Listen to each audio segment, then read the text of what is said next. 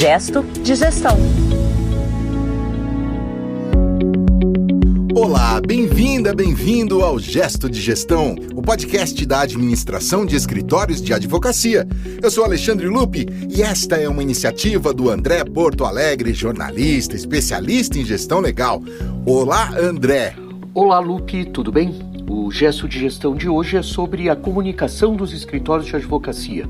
Um desafio permanente aos gestores legais que, além de tratar dos assuntos administrativos e financeiros, dos recursos humanos, da atração, retenção e ampliação dos serviços para os clientes, ainda precisam dar conta da comunicação restritiva imposta às sociedades de advogados. André, eu fiquei sabendo com duas curiosidades. A primeira é porque você chamou de comunicação e não usou a palavra marketing, mais frequente nessas situações, né?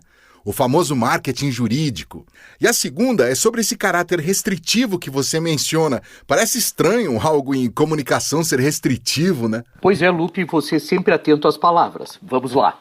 Sobre o marketing, evito sempre essa denominação por considerá-la abrangente demais e, por isso mesmo, difícil de ser representada como uma coisa única. O marketing jurídico, na essência, enfrenta tantos aspectos da gestão de um escritório de advocacia que se transforma na própria razão de existir da banca. E não caberia, no nosso espaço de tempo, uma análise sobre o assunto. Além do mais, existem profissionais muito competentes no Brasil tratando do tema, com a atenção merecida. Eu mesmo, há 2 semanas atrás, fui chamado pelo podcast Juridicast para falar sobre um dos aspectos do marketing jurídico, que é a participação de escritórios e advogados nos rankings do mercado. Nós ouvimos, André, e garanto que não ficamos com ciúmes aqui no Gesto de Gestão. Aliás, aproveito para mandar um abraço ao Leandro Ramos e parabéns pelo Juridicast. O Leandro, semanalmente, traz assuntos pertinentes ao marketing jurídico, que, na sequência dos seus programas, transmite uma ideia da abrangência dessa competência. Mas vamos voltar ao nosso tema de hoje, Lupe, e por isso você me perguntava sobre a comunicação restritiva dos escritórios de advocacia.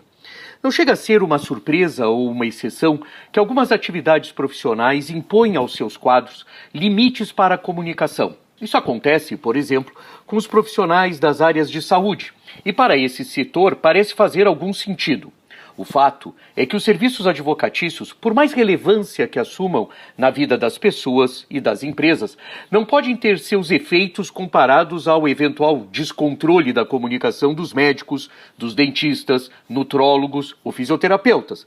Portanto, as restrições à comunicação impostas aos escritórios de advocacia, além de anacrônicas para os dias de hoje, vetam o que poderia ser um fluxo de informação muito relevante para o mercado por meio da comunicação dos escritórios. O que você chama de fluxo de informação, André? A competência em transmitir por meio das multiplataformas existentes no mercado diferenciais relevantes que o escritório de advocacia se apropriou para se destacar e ser percebido como uma boa contratação.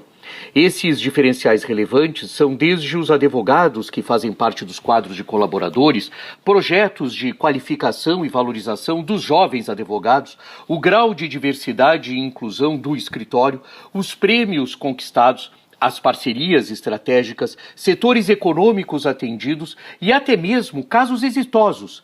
Ao cercear esse tipo de informação, o regramento sobre a comunicação de escritórios de advocacia incentiva uma prática dissimulada de difusão de dados que favorece somente as grandes sociedades de advogados. Mas mesmo diante desses empecilhos, é possível fazer uma comunicação eficiente dos escritórios de advocacia? Sim, Lupe. O mercado se acostumou a conferir aos processos de comunicação das bancas de advogados elementos, digamos, menos persuasivos, típicos da comunicação publicitária.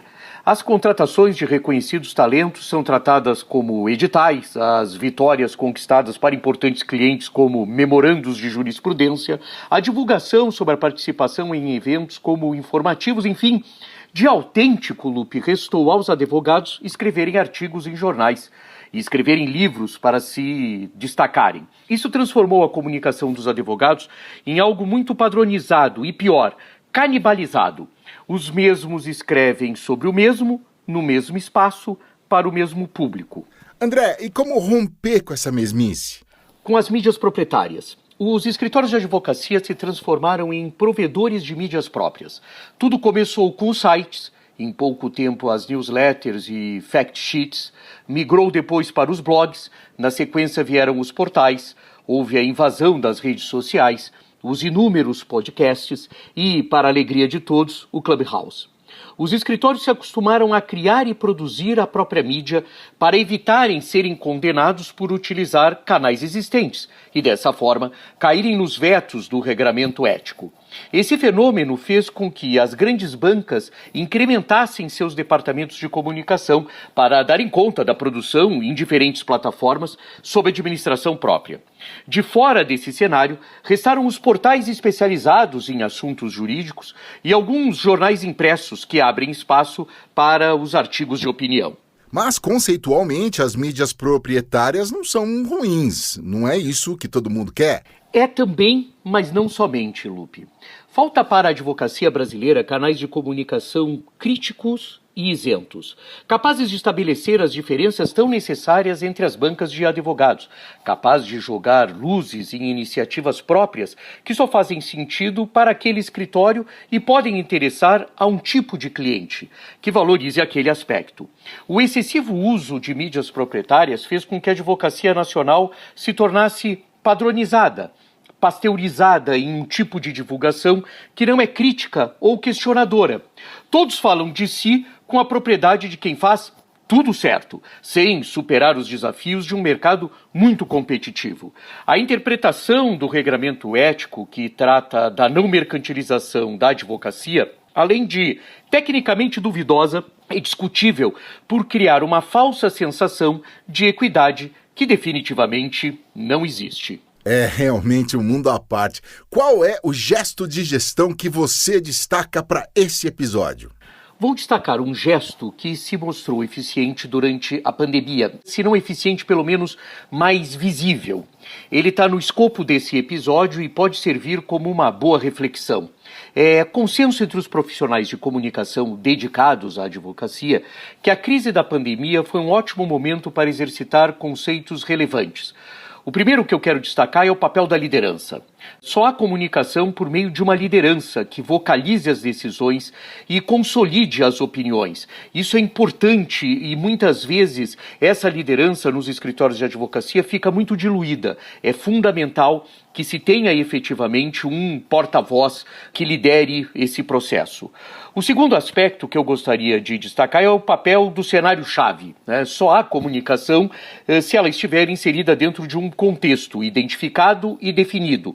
Não cabe, nesse sentido, relativizações. Então, a gente entender a circunstância da onde está colocado, quer dizer, da onde nós estamos inseridos, é fundamental. E, por fim, o papel da agilidade. A comunicação precisa atender às oportunidades, ela precisa estar adequada àquilo que surge no momento, ela precisa ser ágil, sobre todos os aspectos.